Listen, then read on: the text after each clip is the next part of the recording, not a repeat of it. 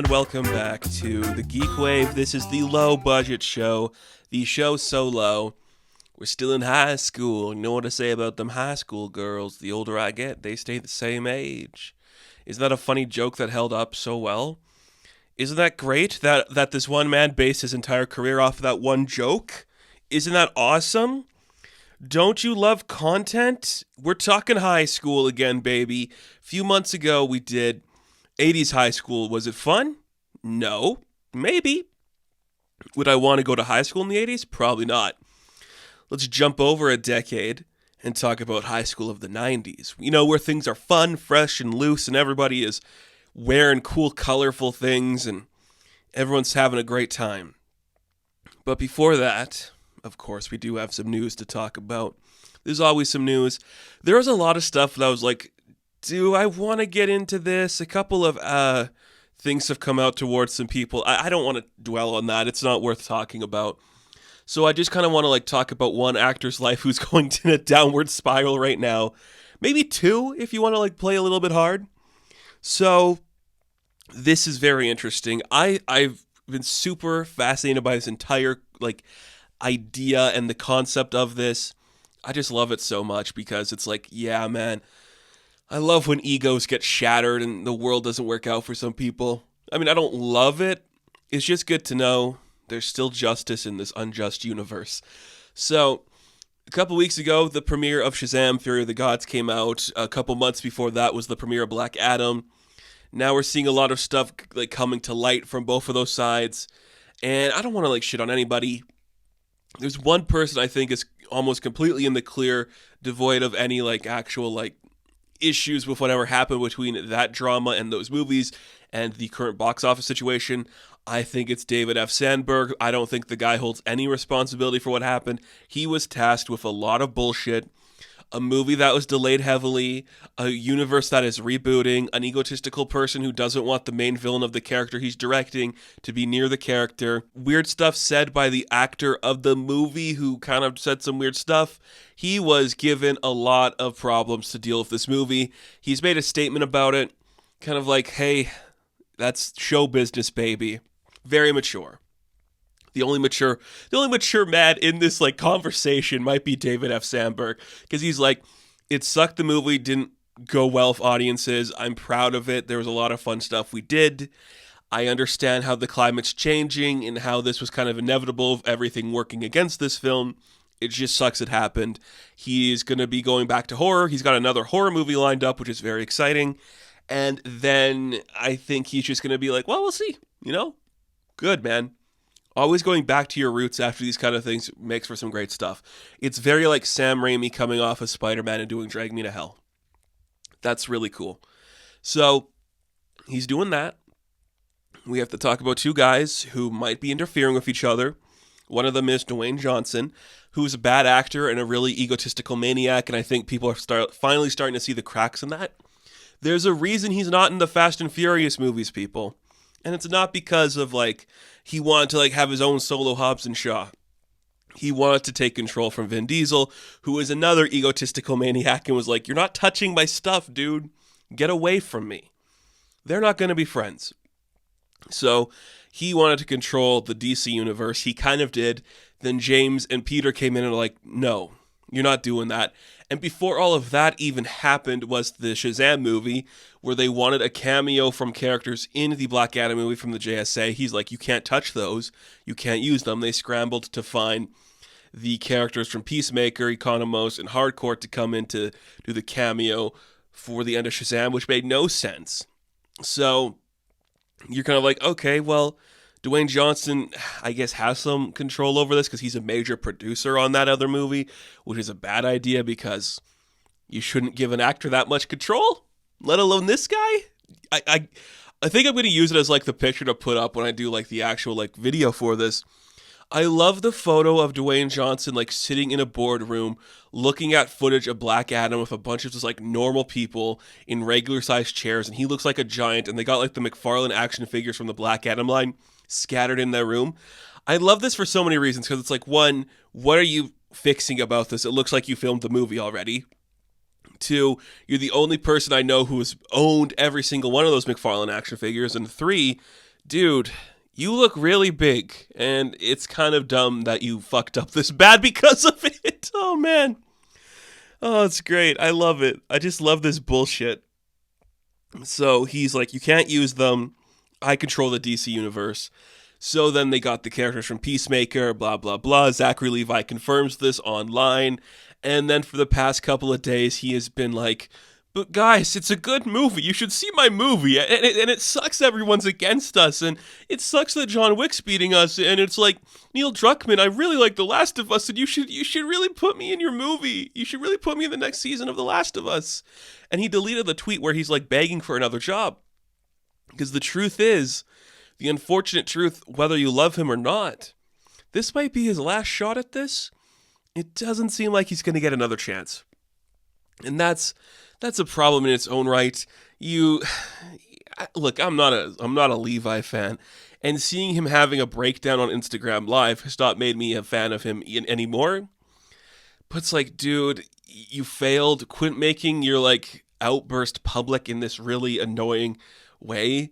Where you're like, I know John Wick is like a really good movie and it's really got really good action, but you should go see our little movie. We had like an 80% drop off. You should go see our movie, please.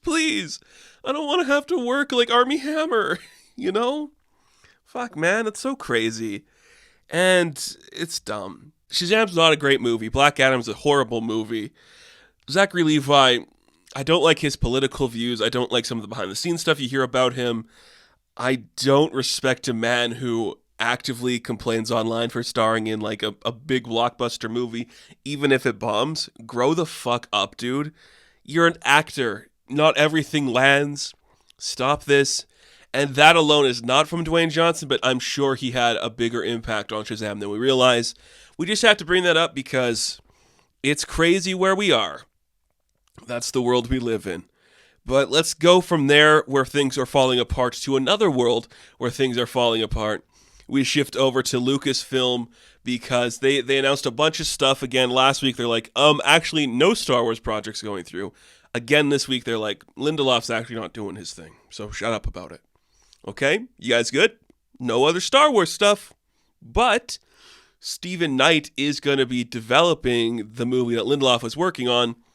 He did Peaky Blinders, so you're like, okay, I guess that's cool. But then they were also like, you know how we also have like Willow and Indiana Jones, though? Yeah, we're actually not going to work on those anymore. So Willow is in like some weird development hell where it's like they canceled the first season, but then it's like, did they? Because there's like, we didn't actually. It's in a weird place. We don't know what's going on with it. But that Abner Ravenwood prequel series that was going to be the Indiana Jones thing from Lucasfilm is apparently dead on arrival, which really sucks because you know what we need right now is a series of television episodic serials that are inspired by Indiana Jones, set in a time before the Nazis, going to do some cool stuff. Why don't you just make that Ravenwood prequel like your Mandalorian? Like, it's so easy. This could be for a number of reasons. Maybe they're seeing like the numbers aren't tracking well for the Dial of Destiny. I don't know how that would be possible. Maybe they were like, we want to do some more Phoebe Waller-Bridge and get her away from Amazon so we could have like our own thing over here. Maybe they got KU to do something for Short Round, which is entirely possible. I don't know. There's just a lot of weird stuff in there I'm not sure I like. Very fascinating. So, more Star Wars, less other things. That's exactly what we need right now, is more Star Wars and less other things. Yeah, it's great. It's a great time to make content and be a part of the world, isn't it? Oh my goodness. There's so many other topics I cannot wait to get into, but let's talk about it. We're going to talk about a video game, which is surprising because we don't normally talk about video games because I don't game. But it was kind of announced that an RPG game styled like the God of War franchise is in development with the last Ronin from the Teenage Mutant Ninja Turtles, which that's a really cool idea. I think that's a smart choice. It makes a lot of sense because it's like, oh, you don't have to pick what turtle you play as. You don't have to decide like who you want to be. You're just Michelangelo going about doing some ninja stuff. An open world game like that, not even open world, was like, here's a story-driven game like that. I think that's a really cool idea. I genuinely think that's going to be really fun and very curious to see how that is going to go. It could go either way. It could really fall apart, but I'm interested in that. I'm interested in seeing how that's going to go. That might be the reason I finally buy a PlayStation.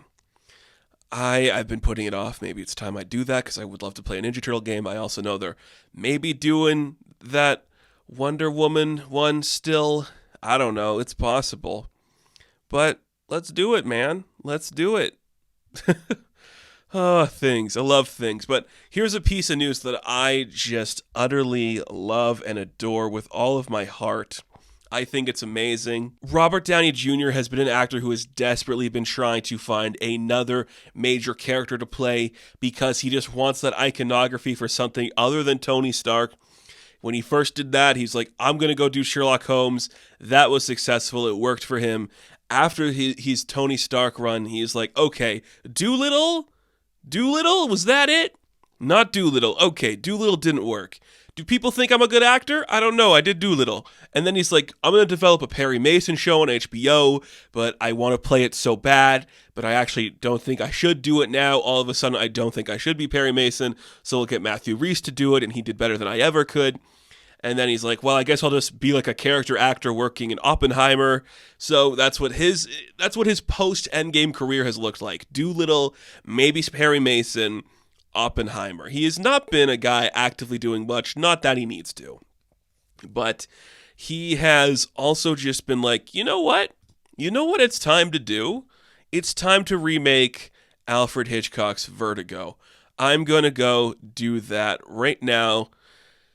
I'm going to go remake Vertigo. So Robert Downey Jr. is potentially producing and starring in a retelling, a reboot. You know that classic film from Alfred Hitchcock that is considered to be one of the greatest films ever made that everybody loves? You know, Jimmy Stewart and Kim Novak, that perfect film that is flawless in every sense of the word, that is beautifully directed, well-written, and creative. What if the corporate overlords of Paramount were like, it's time to try that again? Also, folks, this is a Stephen Knight joint. Yay, that's really fun. We just talked about him. Dude's been busy. His post-Peaky Blinders career is looking very interesting, too. I'm just like, okay. I have so many conflicting feelings on this because I'm just like, who wants this besides Downey and Knight, probably? Who cares? I know this is such a weird thing to say, but I've always thought this. Are people really fans of Robert Downey Jr. as an actor? Does he have that big of an audience, or do people just like Tony Stark? I don't understand it because every time he does something post-Tony or like away from Tony, it's playing on the fact that he doesn't want to be seen as Tony. So he does a Guy Ritchie Sherlock Holmes and it's kind of working, and then, you know, Tropic Thunder's like right around the Iron Man time and it's like a weird thing, but he just doesn't seem like he's got like that audience to come back to him, and every time it works, it's because it's Tony. I don't know. I don't think young people give a shit about this, where it's like, that's going to hit for young people. But then again, this could be 2026's like fucking The Way of Water or Top Gun Maverick. Maybe that's what this is going to be. Very interesting, stupid idea, but that's just where we are now. It's just stupid ideas coming to the forefront and existing. I don't know, man.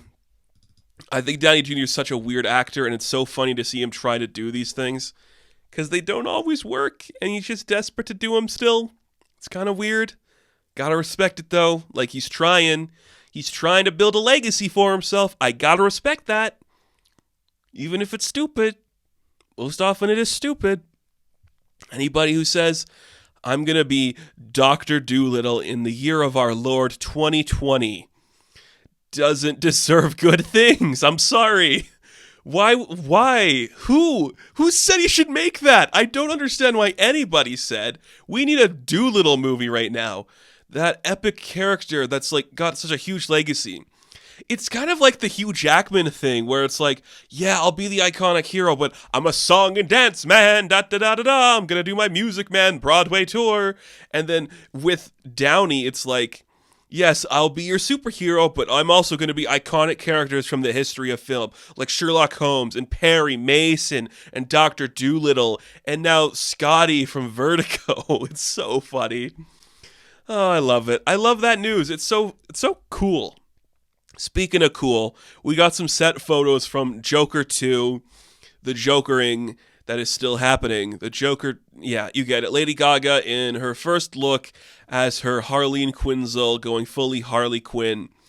And I gotta say, folks, I genuinely think it looks good. I'm kind of into it. I'm kind of really into it. I think she looks fantastic. It's a simple design that works for the Joker aesthetic. You see some behind-the-scenes footage of her in costume, and she's like kissing news reporters. The city's on her side. This makes more sense to me than like the Jared Leto Margot Robbie relationship in the Suicide Squad, because I'm like, this feels like this is a woman clearly having a breakdown. Gaga has picked nothing but good reports, and Gaga has picked nothing but good roles since joining the film universe. Like, she's picked great directors, great co-leads. She's been a fantastic character actor. This looks amazing. I cannot believe I am genuinely interested in this stupid fucking movie. I hate the first Joker film with a burning passion. I think it's utterly trashy and horrible and terribly made. But I got you somehow got me with Gaga committing to something that feels authentic to Gaga's weirdness. When you can convince Lady Gaga to do a comic book film where she has a breakdown and falls in love with this psychopath, and it's potentially like this big musical number piece, I'm like, oh, okay. You're doing something insane, and I am here for it. I'm here for it. I'm obsessed. I kind of love it. I cannot wait till we get a trailer for this thing, and it's a freaking musical. Oh, a big musical superhero movie in this year? I'm for it, man. I'm for it. And speaking of musicals, we have to talk about our last piece of news, which is something I have brought up before on this channel, and very recently, in fact, a couple of weeks ago, I was like, they're going to be rebooting another Disney property. What is it going to be? One of my answers was the Aristocats. Guess what? Announced today is the Aristocat live-action remake, which will be directed by Questlove. Hell yeah, dude. Hell yeah, man. You get that paycheck. You work this off. I mean, you made a really cool documentary last year. Yeah, because you won the Oscar last year.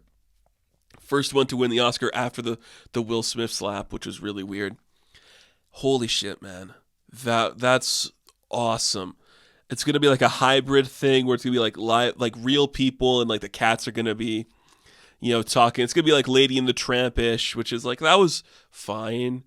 But look, the Aristocats, it's great. When you have Questlove involved in this, though, it makes me feel like we're going to be either spinning this in a different direction than just look at this beat-bopping, skedaddling cats with some hints of racism in them. We're going to have actual cool musical numbers that might be different than the original, and we're going to have some really interesting love in there. Now, I don't know his connection to the original movie, but I'm excited. I think that's really cool. I love that. Thomas O'Malley is hot. I'm sorry. He's just a little scoundrel. He shows up and he's like, hey there, pretty lady. I can help you out. Let me show you my cool place and let me take care of your kids because I'm a good little street boy. And she's like, you are a good little street boy, but I'm a prim and proper princess.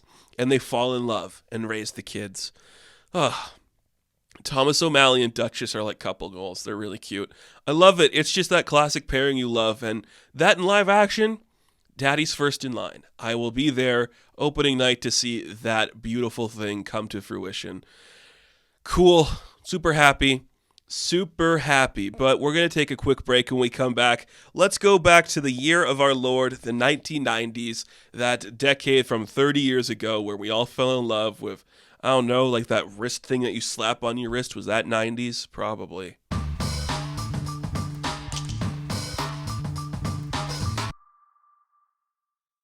There's nothing I love more than diving back into the realms of a good old high school from 30 years ago to talk about the best and worst of 90s high school. I don't know. It's fun. Reminiscing. Do you remember going back in time and just like thinking about stuff? Isn't that cool? Isn't it cool? Now, here's the thing about this list. When we're doing the 80s one, we did the 80s one a couple months ago. I'm like, yeah, I've seen every John Hughes movie. I know the references we're making. Everything's fun. The 90s is not a well I go back to as much, kind of because I don't know what it's doing. I don't know. I mean, I made a list of a bunch of movies and TV shows I have seen, I have experience with, but the truth is, I think every single movie I'm talking about, apart from maybe 2 or 3 or one TV show, are all about solid like 6 out of 10s. I just don't know.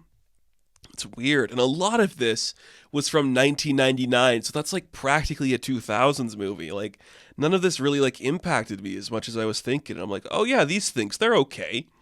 I don't know. Are they good? Are they good movies? Yeah, I'm sure some of them are good movies, but are they good high school experiences and they make you happy?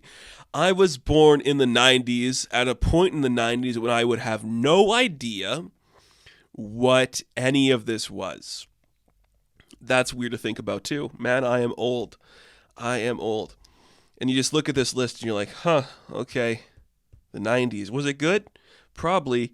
All this stuff is kind of like returning to popularity too. Like all of this vibes is kind of like coming back into prominence, which is kind of cool. I suppose, I don't know. I like the Breakfast Club, but is there a Breakfast Club amongst this? I'm looking at my list. I have a couple for each category, and I'm like, I don't know. Again, this category was kind of harder for me because I've seen less of like this genre movies. There was a bunch of them in this era I didn't see. This was also kind of like when we were doing like teen movies that weren't necessarily set in a high school. They were just kind of like off in their own thing, doing their own stuff. I had a couple of them on this list I just put on here, Like House Party, I was considering, but I'm like, it's a house party. They're going to like a house, And like, but I'm a cheerleader. It's like, no, but that's not what that's about. That's not what that is. The Craft. I'm like, that's not really like, it's like a witchy stuff. It's not really like, high school experience. So it was kind of like a harder list to make than I expected. But we're going to get into it. We'll start with the best. We'll go to the worst.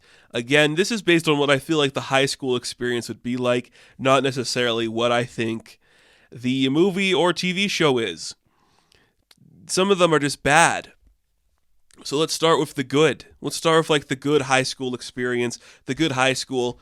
Clueless. Yeah. This looks like a fun little place. Everyone is kind of like preppy and rich and just nice. And like there's bitchy people, but come on, they're not that bitchy.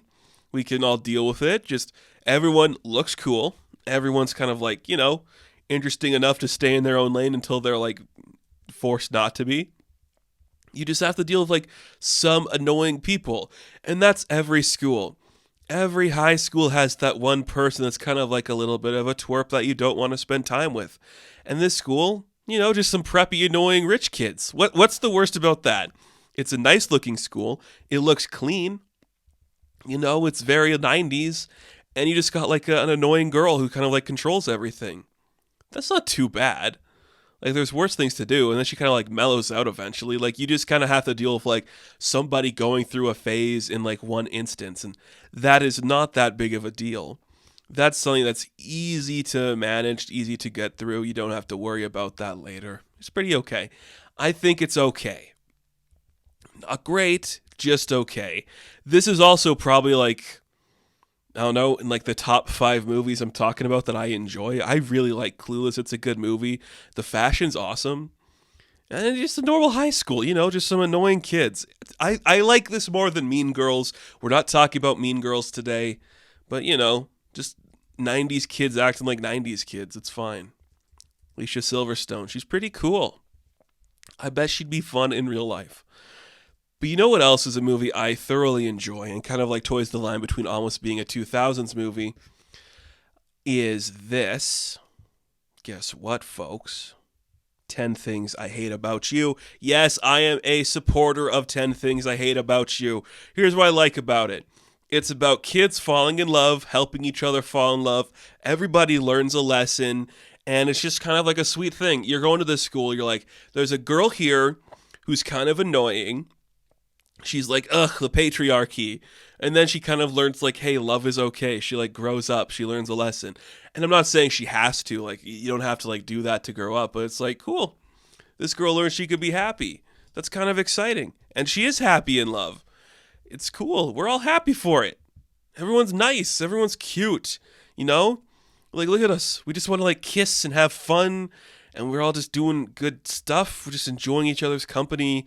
We all kind of like learn lessons and we fall in love, and like maybe once in a while somebody has like a big spectacle in like the football stadium and you have to watch Heath Ledger, one of the most attractive and harmless men alive, do something weird and just confess his love to a girl because he's weird too.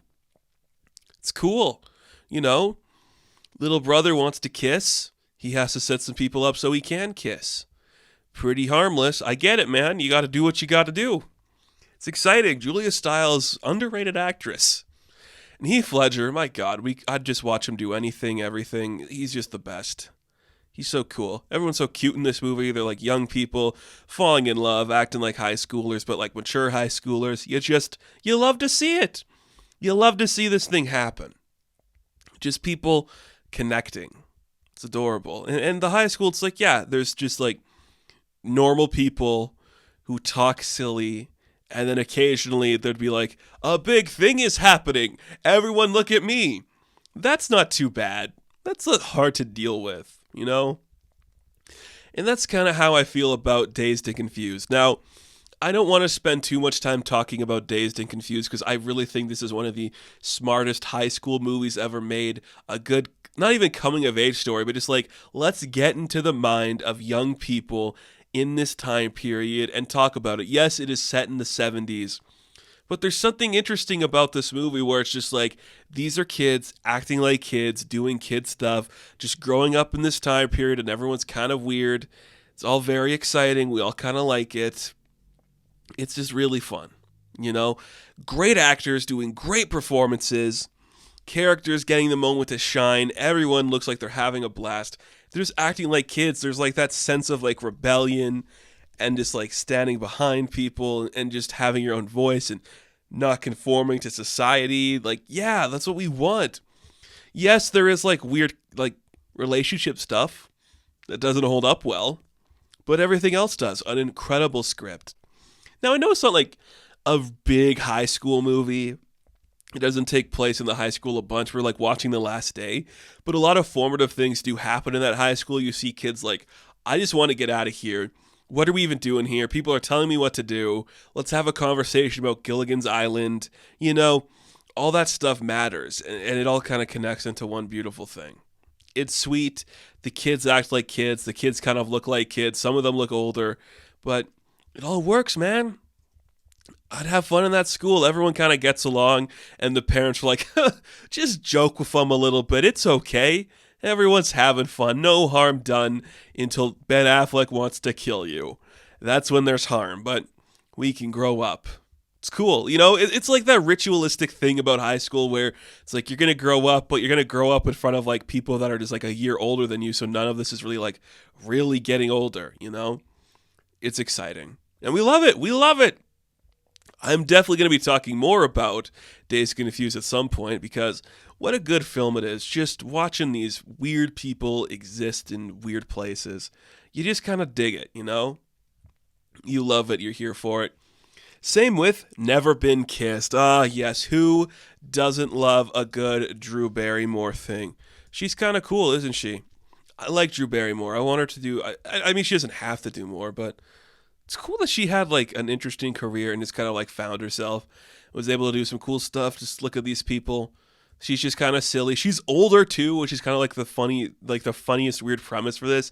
She's like, I'm going to go back to high school to get things right this time. I'm like, okay, you do it. She's just sweet. And I feel like she just make your day better. Just running into her in the hall. You're just having a good time with her and everyone's just like, okay, look, it's cool. The thing about this era too, in particular, and it's always been like the case when it comes to like high school movies, is that every character is just amped up to a specific version of themselves, and it's like this is like the jock kid, this is like the smart kid. Everyone's just kind of like an exaggerated version about how people act. And in the 90s, like the way people act is like coming together a little bit more, like the lines are blurring a little bit, but they're still connected in like some weird ways. But it's kind of cool, you know, you can tell like we're loosening it up. Everyone's still kind of like friendly with each other. There's no like clear line in the sand, you know? It's kind of fun. It is fun. And this is an interesting movie. Not perfect, but what movie is perfect, you know? Dazed and Confused, probably.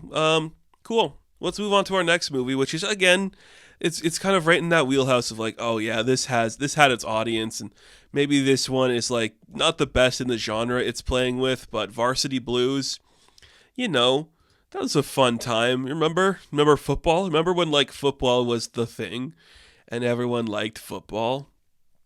I feel like Varsity Blues kind of gets overshadowed by like Friday Night Lights, where it's like, who cares? But this was like a big deal at the time, you know? You got Vanderbeek and like peak Vanderbeek leading a movie. And this is just like the most harmless thing about this school. And it's a harmless school. It's like, you know, it's a small town where like sports and like men are men. And that's about like, that's it, you know? Like there's nothing like really completely wrong about the school, you know. It's not like there's an older woman coming back to do stuff where you're like, you know, being slapped in the ass by high school kids beating you up. It's just, what if people liked sports a lot? Which, hey, I'm from a small town.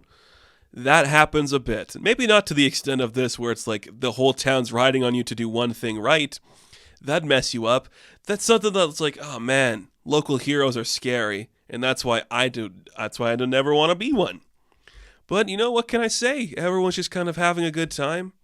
The kids are okay. Everyone's kind of happy. Nobody's like, ugh, this sucks. I hate everything here. We're doing okay. We're doing okay. And what more do you want? Really, what more do you want? Now, we talked about a lot of interesting high school movies. Some of them better than other ones, like Clueless, 10 Things, and Dazed. But we also had to talk about some TV shows from the 90s that were very prominent and very popular.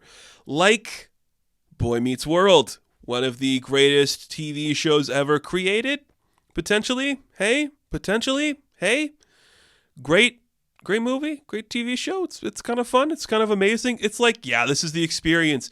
Yeah, he starts off younger and then he grows up, but you know, it's just like a quintessential school experience. Just seeing these kids grow up and act in these different places. Like, that's what this is. I know they start off younger, but I had to include it because it's the quintessential coming of age thing in the 90s. You see, like, the lead actually learns, like, Corey learns lessons. He learns lessons. He falls in and out of love. He deals with stuff. It's like real people. They like, will do like the sitcom thing funny, but we're growing up and having a good time and learning stuff along the way. It's kind of sweet. I don't know. If you hate Boy Meets World, are you even like a good person? I don't get that. I completely understand always wanting to come back to the show because it's harmless, but it's cute and everyone's having fun and we're all happy. We're all happy. Everyone's cool. It's just cute, you know?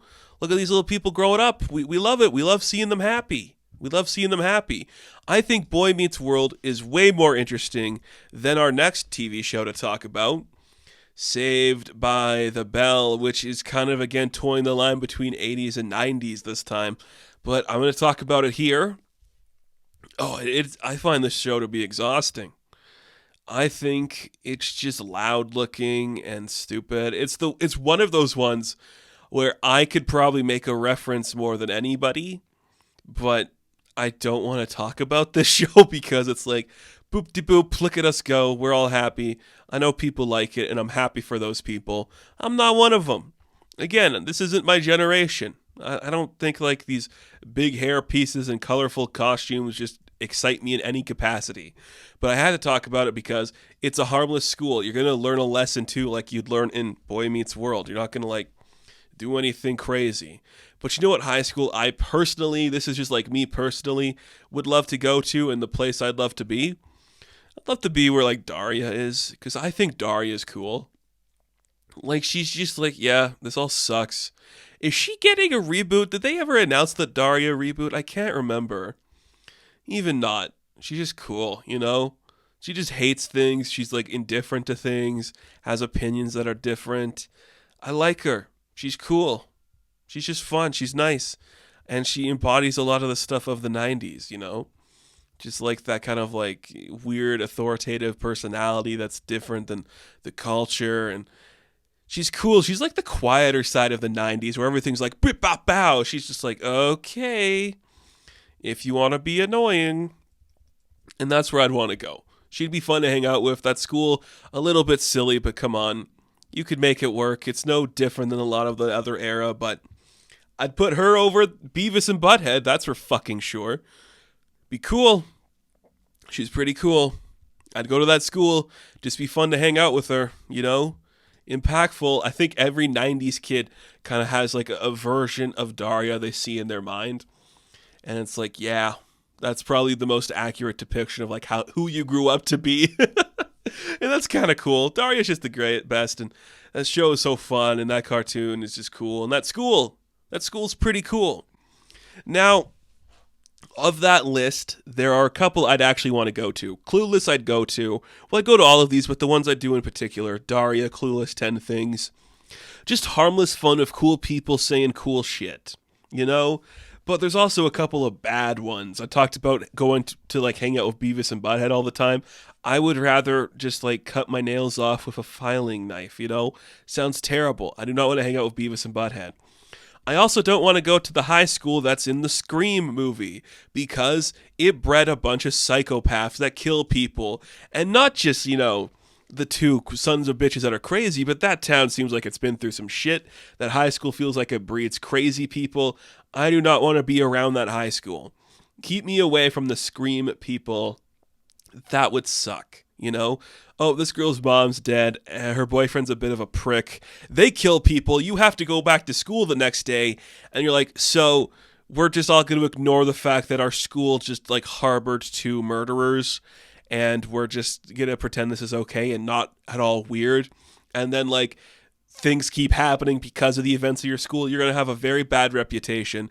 You're going to ruin your own life. You know, just going to that school. It's only going to go downhill from there in your life if you come out of that school, because where else do you go? You're going to be known as like, oh, that school, that's where like those two kids murdered a bunch of people. Sounds terrible. Keep me away from the Ghostface school. Same with Buffy the Vampire Slayer. Look, I think Buffy is one of those shows that is quintessentially the 90s. It's when we're moving things up. And you know, the movie was fine. Even the show was okay. But it's like girl power is starting to push through a little bit more. We're starting to find like what this genre is going to be. This feminine lead, this kind of serialized storytelling aimed for a younger demographic. And I think Buffy has a lot to do with that, both in terms of like the movie and the TV show.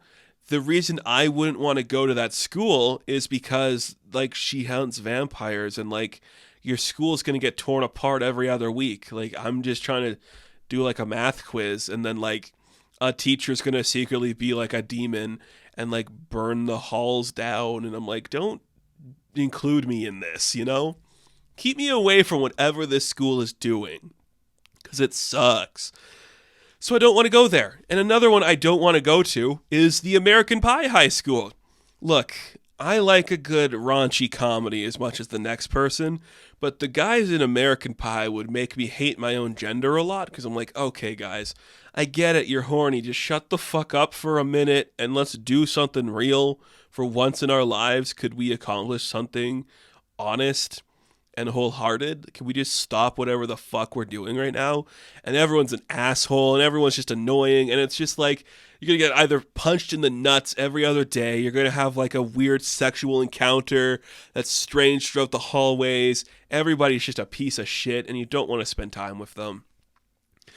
I like American Pie though, but I'm like, keep me away from this bullshit. I don't want to be a part of this. I do not want to be a part of this. And I wouldn't be a part of it. Stay away. Stay the fuck away. It'd be really shitty. Same with like the school from Jawbreaker. Not a movie I particularly love, but just it sounds again like there's a lot of lying and conspiracies and like why would we want to do this? It feels like it's very much in that Pretty Little Liars range, which if we ever come back to do the 2000s, 2010s, we'll talk more about like that genre. But terrible people being terrible. I don't need that shit, man. You know? I don't need that shit. Somebody murders their best friend and then like I'm like it's the Scream thing. It's like, well, that's all I'm going to be known for, even if I just go to the school and don't know these people. It sucks. And it's a bad movie. You know what else sucks?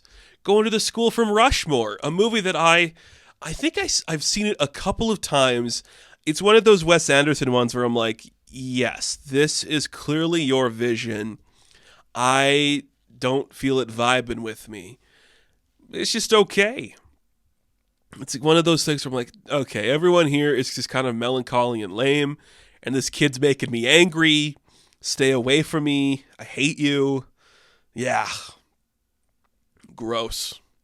I hate it. But I have 2 TV shows to talk about in the keep away from me, I don't want to go to this school category.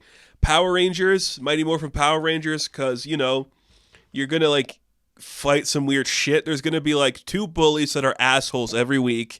Skull and, what's his name? I can't remember. You know, those 2 bullies. Like, I can't remember the other name of the other guy. Cool. Bash and Skull, is that it? I don't know. But there's going to be, like, a monster, too. And you have like 5 of these annoying kids that are like, we got to deal with this stuff and save our town. And you're just like, leave me alone. I'm just trying to go to class. Gah, stop it. Stop this. It's annoying. And then also, I'm just double checking that this series premiered in the 90s because, again, not my cup of thing. Dawson's Creek. Like, just stay away from me. No part of me wants to be involved in Dawson's Creek, where I'm like, okay, these kids are annoying. They're all kind of lazy. Don't need this in my life. Like, I get it. You're melancholy. You're all annoying. You do some really shitty stuff. Not my thing. Keep away from me. And I know it's about, like, a guy who's like, movies are cool. Shut up. Not for me, dude. Oh, that list, the only one I'd maybe want to go to is none of them. I don't want to go to any of them. Now that I'm saying that out loud, I would hate every second of those experiences. Just the worst. I hate everything. High school sucks, kids. Don't worry about it. Get through those 4 years and then actually figure yourself out. Whoever you are in high school is not a real person and it sucks immensely. You'll be fine. And don't watch 90s stuff to get a sense of what high school is like. It has changed drastically in 30 years. But if you just want like a classic high school experience movie that is timeless, it's Dazed and Confused. That's the one you watch. And Daria. Daria's pretty cool. Good anti-culture vibes from her, you know? She's kind of fun. We dig Daria. But that's it, man. The 90s are weird. High school is weird. If we mix them all together, you don't get anything that's really fun. Just stuff. And that's all you can hope for, really. So that is going to do it for this episode of the GeekWave. Now be sure to like and subscribe to the channel. As always, you can check me out on Instagram, TikTok, and Twitter. And I will catch you in the next one. Have fun. Stay safe. Good luck.